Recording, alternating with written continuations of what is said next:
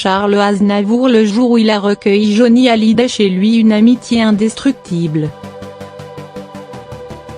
Au tout début des années 60, Charles Aznavour, mort le 1er octobre 2018 à l'âge de 94 ans, avait hébergé Johnny chez lui pendant 2 ans, dans sa propriété de Montfort-l'Amaury.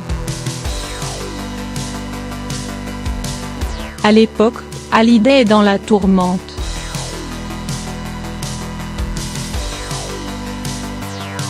Son rock*n*roll est alors considéré comme une musique de sauvage. Ses concerts sont le plus souvent annulés par les municipalités, et il craint que sa carrière ne s'achève plus rapidement que prévu. Il faut qu'il évolue, et Charles Aznavour le prend sous son aile. Ce dernier est alors âgé de 37 ans. Il est déjà un artiste reconnu grâce à des chansons comme Je me voyais déjà ou Tu te laisses aller. Il a tourné dans les films Un taxi pour Tobrouk de Danny de la Patellière, tiré sur le pianiste de François Truffaut ou encore Le Testament d'Orphée de Jean Cocteau.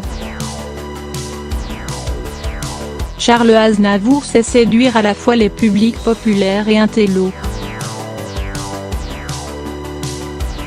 Il sera de très bons conseils pour Johnny, qu'il écoutera d'une oreille très attentive.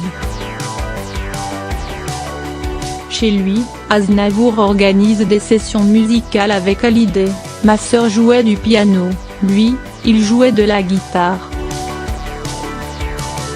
On chantonnait ensemble, se souvenait-il d'Anté au Café sur France 2 le 14 janvier 2018.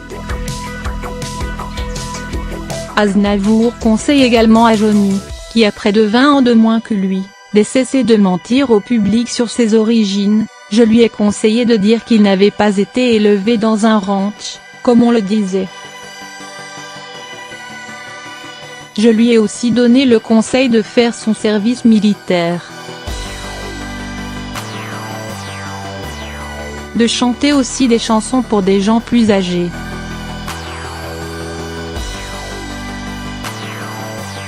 Point d'interrogation.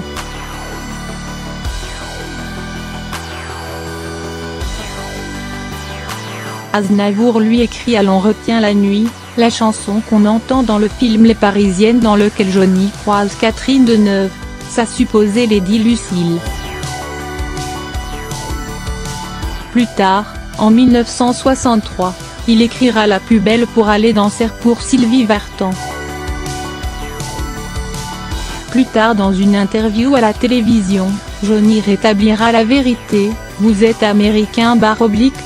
Lui demande la journaliste. Non, répond Johnny.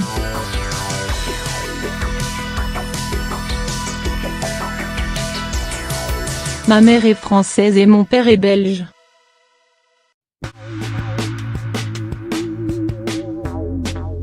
Après la mort de Johnny Hallyday en décembre 2017, Aznavour n'était pas apparu aux obsèques à Paris à la Madeleine. Il s'en était expliqué, j'ai pris une décision différente des autres.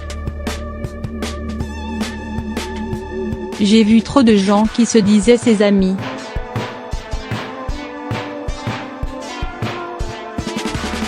J'avais déjà vu ça à l'époque avec Piaf. J'avais quitté le cimetière et j'ai décidé de prendre le deuil à la manière arménienne. Quand on perd un être cher, on prend le deuil pour 40 jours. J'ai pris le deuil. Voilà.